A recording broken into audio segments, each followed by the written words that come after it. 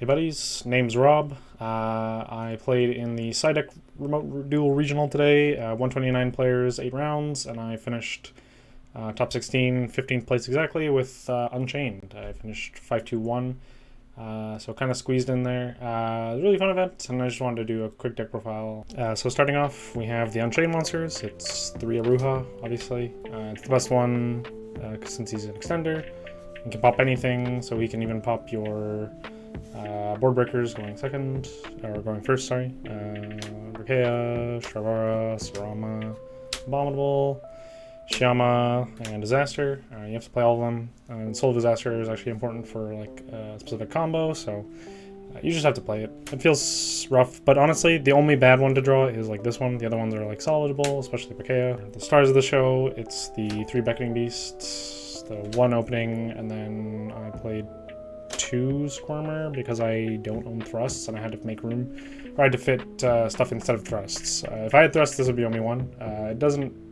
It's not like the worst draw because it is just a free extender that can also provide 2 bodies, so it's not the worst thing. But yeah, I don't actually want to like see it like every game. And then obviously like the searchers for the Beckoning Beast, the 4 copies of Nightmare Throne. It's not like that great, but the Beckoning Beast is definitely the more important part, but you basically have 7 copies of it, which is really nice.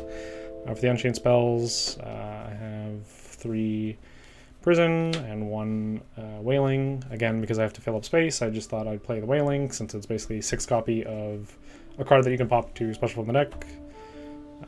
3 Prosperity, which go really well with the board breaker approach of 3 Dark Ruler, 3 Talents, and then 1 Change of Heart. Was fine. Dark Ruler definitely put in a lot of work going second. People just weren't ready for it. And then basically pseudo engine is Foolish Burial.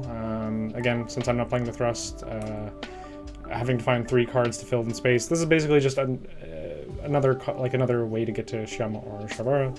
So for the traps, it's 3 Escape, 2 Abominable, and 1 Rivalry.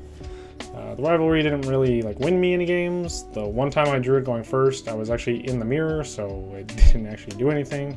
But it was like okay for stalling out games going second. It's also just like sometimes you'll win because of it, and you might as well just play it. If this is not worth it, you can just pop it. So it's 3 Yama, 2 Soul, 1 Anguish, 1 Abomination, which is the Unchained part. The Abyss Actor Super Producer, you need it for the combo, 1 SP, 1 Apo, 1 Unicorn, which are all pretty standard, because you can make the Apo with the 1 card Beckoning Beast combo, or you can do it using 2 cards. I didn't make it like a ton, but I did make it. I made basically every card in the extra deck today. Every single one of them came up except for the Underworld Goddess. I did actually make the Dark. It wasn't like super impactful, but the Dark is just because you need something to kind of force plays before you commit to Yama. And then the Underworld was just to respect Pearly. So I didn't play against it, so I didn't need it. And then the last 2 cards are obviously the Caesar and the Typhon. This is the whole reason you play the deck, because this card is broken.